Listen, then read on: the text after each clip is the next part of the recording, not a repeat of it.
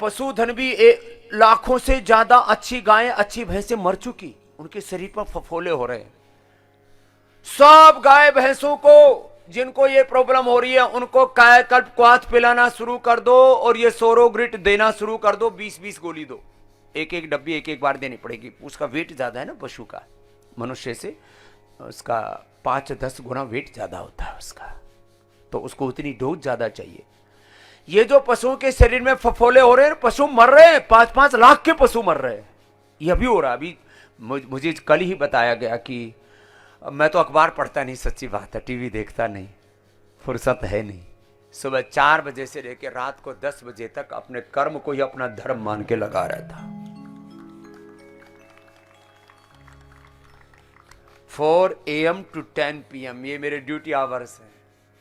तो मुझे कल कोई प्रसंग आ रहा था, बोले जी अमूल का और मदर डेयरी का सबका दूध 2-2 रुपए किलो बढ़ गया, मक्खन हो गया 450-500 रुपए किलो। तो अब घी कितने रेट में बेचें?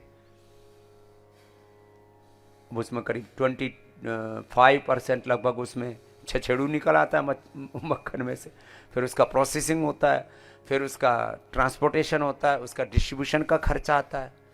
अब हमने कहा भाई नो लॉस नो प्रॉफिट में बेचो, बहुत ज़्यादा इतना भी महंगा मत बढ़ाओ, फिर कहेंगे देखो बाबा जी ने भी घी के रेट बढ़ा दिए, तो थोड़े तो बढ़ाने पड़ेंगे।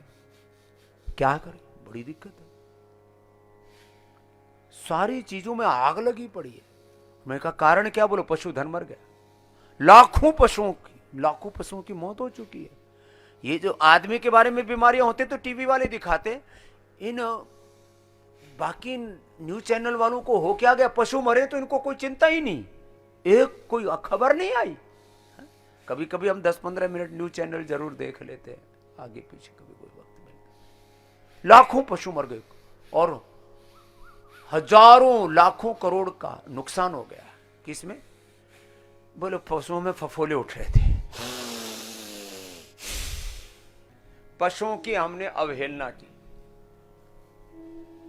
मैंने देखा है वो जमाना 30-35 साल पहले, डांगरों के डॉक्टर को डॉक्टर ही नहीं मानते थे। बोले डांगरों का डॉक्टर है, वो डांगर जैसा है, उसको इज्जत ही नहीं थी। ये तो भला हो इन कुत्ते बिल्ली पालने वालों का, इन्होंने डांगरों के डॉक्टर की इज्जत बकस दी।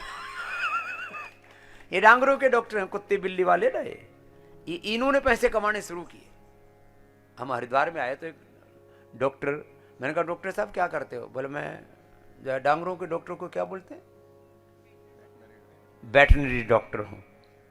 तो मैंने कहा हमारी गाय बीमार होगी, उसका इलाज कर दो। बोले जी मैं गायों का भैंसों का नहीं करता। तो मैंने कहा किसका करता? बोले कुत्ते बिल्लियों का करता हूँ। मैंने कहा क्यों? बोले कुत्ते बिल्ली जो मैम साहिबा पालती है ना, वो अपने कुत्ते बिल्ली के लिए 5-5, 10-10 हजार रुपए देती है। इन डांगरों का कोई दवाई के देखने के पैसे ही नहीं देते। गाय भैंसों के लिए वो सारी की सारी औषधियां जो मैंने आपके लिए दे रखी हैं। इसलिए किसी की गाय को बुखार चढ़ जाए तो गिलोय पी करके, गिलोय उबाल के पिला दो, बुखार गायब। ये डांगरों की औषधियों के नाम पर बहुत तरह की बेकार बातें चलती हैं, उसमें भी लूट खसोट बहुत है। अब मैं क्या क्या काम करूं? मेरा कई बार तो मन करता है ये डांगरों की दवाओं के नाम पर जो बहुत क्रूरता हो रही है ना, इससे भी बचाना चाहिए। मूक प्राणियों को बहुत बुरी बुरी दवाइयां दी जाती हैं उनके नाम पर। हर एक पशु को बुखार हो गया, मैंने इलाज किया है, मैं किसान के घर में पैदा हुआ हूं, मैं जन्म से कृषि और स्वभाव से ऋषि परंपरा का संवाहक हूं।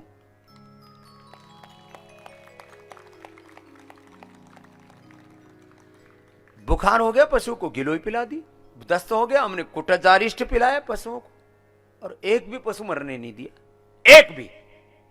गिलोय पिला दी, बुखार ठीक हो गया। कुटजारिष्ट पिला दिया, वो दस्त ठीक हो गया पशु का। दो ही तो बीमारी ज्यादा होती है, दस्त लगते हैं पशु को, उसमें मरते बेचारे, और बुखार में मर जाते हैं। अब ये स्किन रोग आया है, सब ये अपने गांव में बता देना चारों तरफ, ये बड़ी सूचना है। बहुत बहुत पशुधन की हानि हो रही है। आजकल पशु आते हैं 1-1, 2-2, 5-5 लाख रुपए के। जो पशु 30-30, 40-40 किलो दूध देते हैं, 5-5 लाख के आते हैं। ये हरियाणा की मुर्रा भैंस 10-10 लाख की, 30-30 लाख की, 50-50 लाख की भैंस बिक जाती है। अच्छी नस्ल की, हाँ, और वो मर रही हैं किससे? फफोले होकर के। अरे कायाकल्प क्वाथ दे रखा है, नीम है ये नीम खड़ा, नीम के पत्ते ले लो, इसका पेस्ट कर लो सिलबट्टे पर या मिक्सी में, और इसकी नाल दे दो पशु को, ये जो भी पशुओं को फफोले हो रहे खत्म हो जाएंगे। गिलोय, नीम, थोड़ी सी हल्दी, कच्ची हल्दी, फिर नहीं तो पतंजलि चिकित्सालयों से कायाकल्प क्वाथ खरीद के ले आओ। उसमें खदिर भी है, उसमें उष्बा भी है, उसमें द्रोणपुष्प भी है, उसमें चिरायता है, उसमें कुटकी है, सारी चीजें। अब इतनी चीजें इकट्ठा कहां से करेगा किसान?